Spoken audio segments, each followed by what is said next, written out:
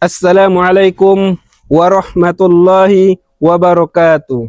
Alhamdulillahi rabbil alamin. Arsala rasulahu bil huda wa dinil haqq liyudhhirahu 'alad dini kulli wa kafa billahi syahida. Asyhadu an la ilaha illallah wa asyhadu anna Muhammadan abduhu wa rasuluh la nabiyya ba'da amma ba'du. Wasma'u ma qala Allah ta'ala fil Qur'anil Karim. A'udzu billahi minasyaitonir rajim. Bismillahirrahmanirrahim. Ya ayyuhalladzina amanu taqullaha haqqa tuqatih wa la tamutunna illa wa antum muslimun. Wa qala ayatil ukhra, ya ayyuhalladzina amanu kutiba alaikumus syiyam kama kutiba alal ladzina min qablikum la'allakum tattaqun. Shadaqallahul azim. Hadirin yang dirahmati oleh Allah Subhanahu wa taala. Bersyukur kita kepada Allah dengan mengucapkan alhamdulillahi rabbil alamin. Allah Subhanahu wa taala masih memberikan berbagai macam nikmatnya kepada kita, mulai dari nikmat sehat, nikmat kesempatan, nikmat umur yang panjang, bahkan Allah Subhanahu wa taala masih memberikan kepada kita yaitunya nikmat iman dan Islam, yang mana dengan segala bentuk nikmat yang Allah berikan kepada kita gunakan untuk mendekatkan diri kepada Allah Subhanahu wa taala dengan cara memperbanyak ibadah kepadanya. Wa ma khalaqatul jinna wal insa illa liya'budun. Karena sejatinya manusia diciptakan di muka bumi ini hanyalah untuk beribadah kepada Allah Subhanahu wa taala. Hadirin yang dirahmati oleh Allah Subhanahu wa taala. Pada kesempatan kali ini izinkan saya menyampaikan tausiah dengan judul Manusia Terbaik di Sisi Allah Subhanahu wa taala. Hadirin yang dirahmati oleh Allah Subhanahu wa taala. Yang pertama, jika kita ingin menjadi manusia terbaik di sisi Allah, maka kita harus memiliki sifat ayyakunu ala ibadati rabbih muqabila, yaitu orang yang bersungguh-sungguh melaksanakan ibadah kepada Allah Subhanahu wa taala.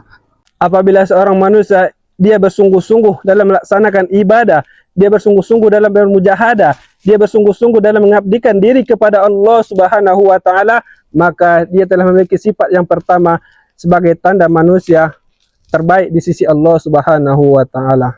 Hadirin yang dirahmati oleh Allah Subhanahu wa taala. Yang kedua, jika kita ingin menjadi manusia yang terbaik di sisi Allah ialah ayyakunu naf'uhu lil khalqi zahira, yaitu manusia dia mampu memberikan manfaat yang nyata kepada orang yang lain. Siapa yang sering memberi manfaat kepada orang lain, sering membantu, sering menolong, sering berbagi, maka ia termasuk manusia terbaik di sisi Allah Subhanahu wa taala. Rasulullah sallallahu alaihi wasallam bersabda, khairun nas anfa'uhum linnas, sebaik-baik manusia adalah orang yang bermanfaat bagi orang lain. Hadirin yang dirahmati oleh Allah Subhanahu wa taala. Yang ketiga, jika kita ingin menjadi manusia yang terbaik di sisi Allah, kita harus memiliki sifat ayyakunan nas min syarrihi aminin, orang yang merasa aman dari keburukan orang itu. Hadirin yang dirahmati oleh Allah Subhanahu wa taala. Apabila orang lain merasa aman dengan kita, tidak takut dizalimi, tidak takut diperlakukan buruk oleh kita, maka kita termasuk manusia terbaik di sisi Allah Subhanahu wa taala. Hadirin yang dirahmati oleh Allah Subhanahu wa taala. Yang keempat, jika kita ingin menjadi manusia yang terbaik di sisi Allah, maka kita harus memiliki sifat ayyakun amma fi aidin nas aisa, yaitu dia tidak menginginkan apa yang ada pada diri orang lain. Hadirin yang dimuliakan oleh Allah Subhanahu wa taala. Kalau dia lihat orang lain kaya, maka dia tidak akan iri dengan kekayaan orang lain. Kalau dia lihat orang lain mempunyai istri yang cantik, maka dia tidak akan bandingkan istrinya dengan istri orang lain. Jika dia melihat orang lain punya pangkat dan jabatan, maka dia tidak akan iri dengan pangkat jabatan yang dimiliki oleh orang lain. Karena setiap orang diberikan nikmat juga diberikan ujian masing-masing oleh Allah Subhanahu wa taala. Karena setiap orang diberikan nikmat dan setiap orang juga diberikan ujian oleh Allah Subhanahu wa taala. Hadirin yang dimuliakan oleh Allah Subhanahu wa taala. Yang kelima, jika kita ingin dimuliakan atau menjadi manusia terbaik di sisi Allah, maka kita harus memiliki sifat ayyakuna lil mauta musta'iddah, yaitu menjadi orang yang mempersiapkan diri untuk menghadapi yang namanya kematian. Hadirin yang dimuliakan oleh Allah Subhanahu wa taala. Kita ini sudah siap untuk hidup, tetapi pertanyaannya, Sudah siapkah kita untuk menghadapi yang namanya kematian? Hadirin, sudah siapkah kita untuk mati apa belum? Kalau untuk hidup kita sudah siap, apa bukti kita siap untuk hidup? Kita sudah memperbaiki rumah yang jelek. Itu tandanya kita sudah siap untuk hidup. Tapi sudahkah kita siap untuk mati?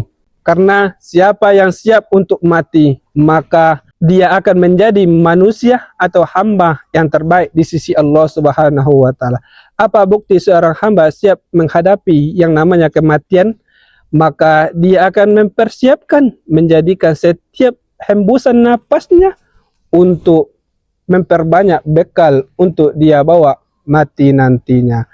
Hadirin yang dirahmati Allah Subhanahu wa taala, sebelum saya tutup, saya ada sedikit pantun untuk kita semua. Kacang panjang dicuci bersih. Cukup sekian, terima kasih. Anak titik mandi di sawah, letakkan baju di atas batu. Wabillahi taufiq wal hidayah. Assalamualaikum warahmatullahi wabarakatuh.